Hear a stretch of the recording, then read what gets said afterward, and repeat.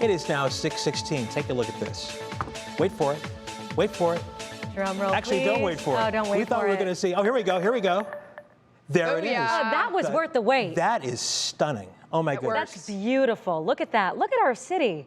Live It picture doesn't look right so there. cold Beautiful. from here. Why are people surprised? We get these beautiful vistas this time all the time. This time of year?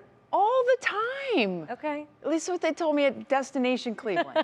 All the time. It was so nice to see the sun today, yet again. And anytime we see the sun, there's two things. Number one, enjoy it, put the shades on, live it, love it.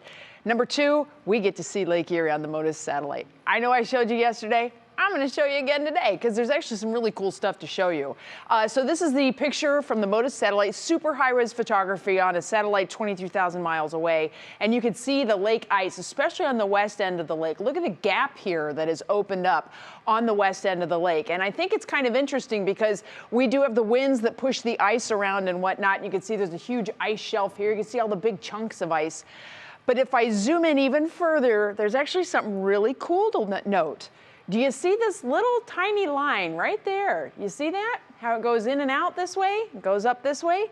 That is the shipping lane that they are still ice breaking, and we still have ships moving throughout the Great Lakes region. As a matter of fact, I took this snapshot, marinevesseltraffic.com, and you can see where some of these ships are that are out on the lake. They are still moving goods on the water, so certainly something to keep an eye on. Of course, the Morro Bay based, here in the Great Lakes, keeping those shipping lanes open, coming and going. So kind of cool to note, but remember that gap that I just told you about? Check this out. 1 day's difference. There's the gap. This is today. I'm going to put them side by side, today versus yesterday. Look at the gap size.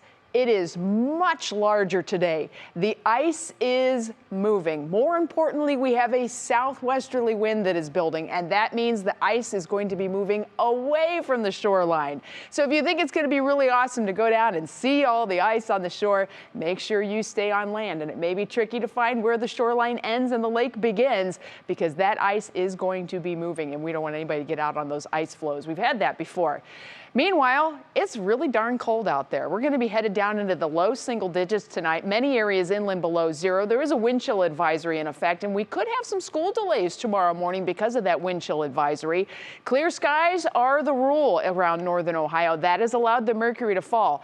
Air temperature right now is 5 in Worcester. It is 9 in Elyria.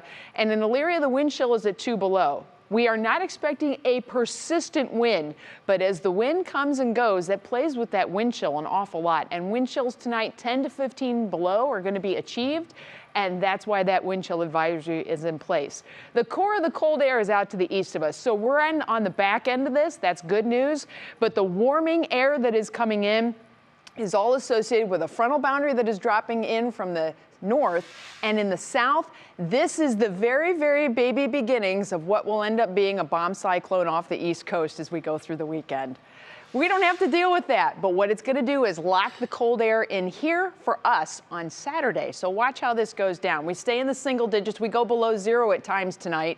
In the air temperatures, our wind chill, of course, based on the wind speeds, but we are anticipating wind chills from time to time, 10 to 15 below. The rest of your National Design hour by hour forecast tomorrow, clouds come in. This is that frontal boundary coming our way. Temperatures go into the upper 20s tomorrow, and we may have a little bit of snow hanging out to boot, but by the time we get into Friday, we're going to flip it.